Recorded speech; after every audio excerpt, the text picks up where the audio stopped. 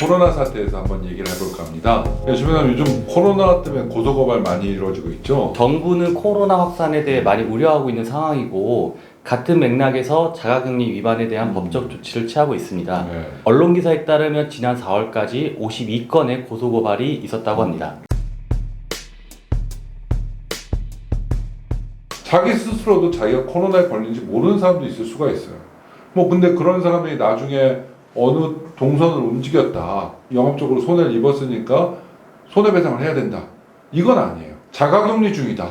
근데 나갔다는 거는, 자가격리라는 거는 그 사람이 코로나에 걸렸을 수도 있는 가능성이 있는 경우를 말하는 거거든요.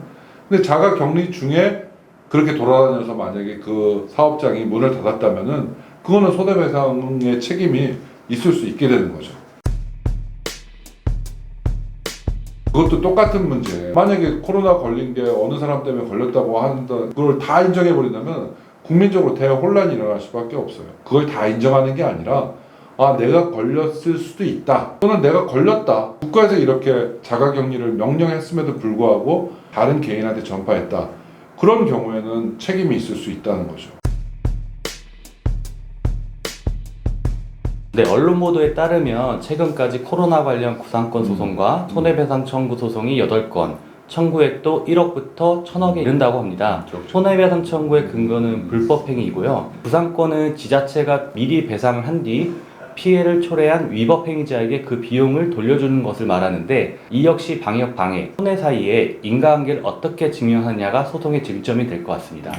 민법상에는 불법행위라는 게 고의 또는 과실이 있는 경우에 손해배상 청구를 인정하는 겁니다.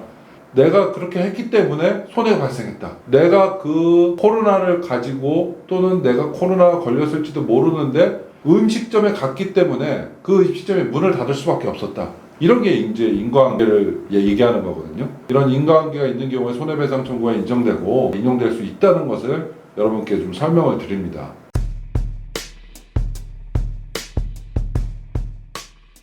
그분이 이제 만약에 자가격리 중에 다른 사람들을 자기 집으로 불러들이고 거기서 생일 파티를 했는지, 근데 그분은 나중에 가서 소명을 한 게 현관문을 사이에 두고 사람들과 이야기를 했다, 이렇게 말씀을 하시거든요.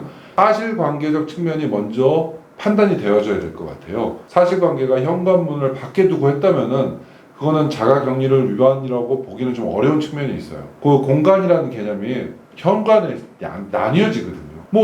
단박돼서 얘기할 수도 있는 거 아니겠습니까? 만약에 본인의 주장과 다르게 현관 안으로 들어와서 다른 사람들과 활동을 했다면은 그거는 위반일 가능성도 배제하기 어렵습니다.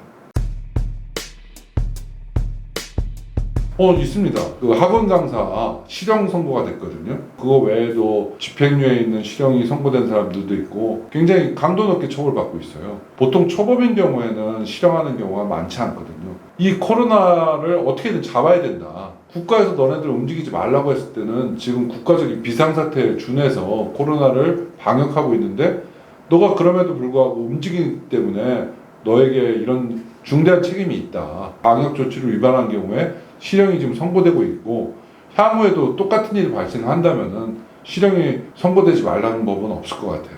각 사안에서 기본적으로 재판부는 코로나로 인한 재난 상황에서 자가격리를 위반한 그 비난 가능성이 매우 높다는 입장을 취한 것이고, 다만 위반하게 된 동기, 그리고 방법, 그리고 추가 전파 여부, 이런 여러 가지 재반 사정들을 고려해서 선고형을 정하고 있는 상황입니다. 최소한 노티스를 받은 상황에서는 그 조치에 따라야 된다는 거죠.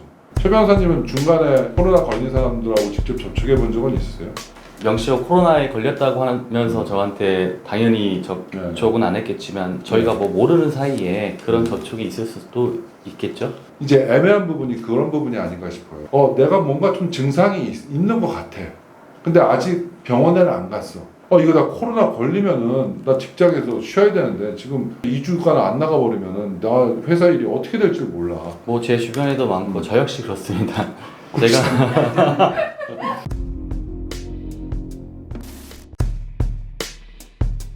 요즘 재판할 때 마스크 씁니다. 판사님도 마스크 쓰시고 검사님도 마스크 쓰시고 변호사들도 마스크 쓰면서 법정에서 재판이 이루어지고, 그리고 대부분 예전에는 다른 사건 할 때는 그걸 구경하시는 분들도 많았거든요. 요즘은 다른 사건 할 때 구경하시는 분 없으세요. 다 바깥에서 대부분 기다리시다가 자기 사건 할 때 들어가는 게 법정에서도 새로운 이제 풍속도처럼 자리 잡아가는 것 같아요. 변호사들도 상담하고 그럴 때 굉장히 어려움이 있잖아요. 최근하님은 상담할 때 그런 어떤 느낌은 받지 않으세요? 얘기하는데도 조금 어려움도 있고 어쩌면 마스크를 안 쓰시는 의뢰인분들이 있는데 마스크를 써달라고 요청하는 것도 약간 거부 의사를 좀 표시하시는 분도 있어서 그런 부분도 좀 어려운 부분이 좀 있는 것 같습니다. 맞습니다. 저 같은 경우도 상대방이 마스크를 쓰면은 어떤 생각을 하는지를 잘 알지 못하는 경우가 많아요. 모든 사람들이 저한테 다 사실대로 얘기하지는 않거든요. 그럼 그 사람이 말하는 모습 전체를 보면은 진실을 얘기하고 있구나라는 느낌과 좀 약간 진실과 다르게 얘기하지 않나? 그런 느낌이 오는데 마스크를 쓰니까 그런 걸 사실 알기가 좀 어려운 부분이 있거든요. 그 코로나 방역에서 가장 기본적인 게 마스크 착용인 것 같습니다. 지난 10월 13일부터 시행돼서 개정되고 있는 예방법에 따르면 계도 기간인 한 달이 지나는 시점인 11월 13일부터는 마스크 미착용 시 과태료 10만 원이 부과될 수 있다는 점도 많은 분들이 유의하셔야 될 것 같습니다. 길 지나다 보면은 어떤 사람들은 이렇게 마스크를 이렇게 돌리면서 가는 분들도 있는데 저도 사실상 마스크 쓰면 되게 아직 담배를 못 끊어서 그런지 좀 답답하고 그런 측면이 있어요. 근데 공공장소에서는 좀 힘들더라도 마스크를 쓰는 게 좀 필요하지 않나 그런 생각이 듭니다. 그것 때문에 사실 요즘 시비가 많이 되고 있어요. 엘리베이터 내에서 마스크 안 쓰고 얘기하시는 분들 저는 굉장히 기분이 좀 그렇더라고요. 제가 숨을 참게 되더라고요. 얘기하고 싶다가도 이거 얘기하면 또 쌈 되는 거 아니야? 이런 생각이 들어서 좀 참는 경우가 있는데 그런 게 맞죠. 자기뿐만 아니라 자기 주변에 있는 모든 사람들 지켜야 되는 것 때문에 마스크를 쓰는 거 아니겠습니까? 얘기하는 게 맞고 얘기했을 때 받아들이는 게 당연히 맞는데 현실에서는 좀 다를 수가 있어요. 네, 허위 진술을 해서 역학조사를 방해하는 사례도 네. 실제로 다수 있는 것 같고 담당 맞습니다. 공무원에게 폭력을 행사하는 경우 심지어 침을 뱉는 경우도 언론 기사를 통해 보면 확인될 수 있는데요. 공무집행방해죄가 성립할 수 있고 5년 이하의 징역 또는 1천만 원 이하의 벌금으로 처벌받을 수 있는 사안입니다. 만약에 이거 침 뱉어가지고 코로나 안 걸리면 모르는데 코로나까지 걸렸다. 제가 볼 때 이거 구속될 수도 있어요. 치상죄까지 될 수도 있어요. 뭐 폭행, 치상. 사람을 때려서 상대방에게 상해를 가한 경우가 발생해 폭행, 치상, 뭐 공무집행방해, 치상 이런 거거든요. 침을 뱉었다. 요즘 같은 시대에 침을 뱉었다. 이건 내가 볼 때 구속될 수도 있어요. 하여튼 지금 저희들 이 코로나 때문에 참 많은 분들이 고통을 겪고 있고 경제적으로도 많은 어려움을 겪고 있는 것 같습니다. 이런 어떤 법률적 문제도 사실상 좀 참고 넘어가면 되는데 어렵고 억울한 거거든요. 나는 멀쩡하게 장사를 하고 있는데 저 사람이 왔다 갔다 했는데 게다가 자가 격리 중이었어? 얼마나 화난 일이겠습니까? 이런 일이 발생하지 않도록 서로 조심하는 것이 지금 필요한 시점이 아닌가 싶습니다. 결국에는 코로나 사태에 대해서 저희가 취해야 되는 입장과 관련돼 있는 것 같습니다. 법적 문제가. 네. 남을 위해서가 아니라 네. 나 그리고 나의 가족을 위한다는 생각으로 조금이나마 불편함은 있지만 뭐 방역 조치 그런 것들 잘 지키고 네, 맞습니다. 좀 더 양보하고 희생한다는 생각으로 살아간다면 이런 법적 문제도 사전에 예방할 수 있을 것 같습니다. 네, 감사합니다. 다음 시간에 더 좋은 모습으로 찾아뵙겠습니다. 감사합니다. 감사합니다.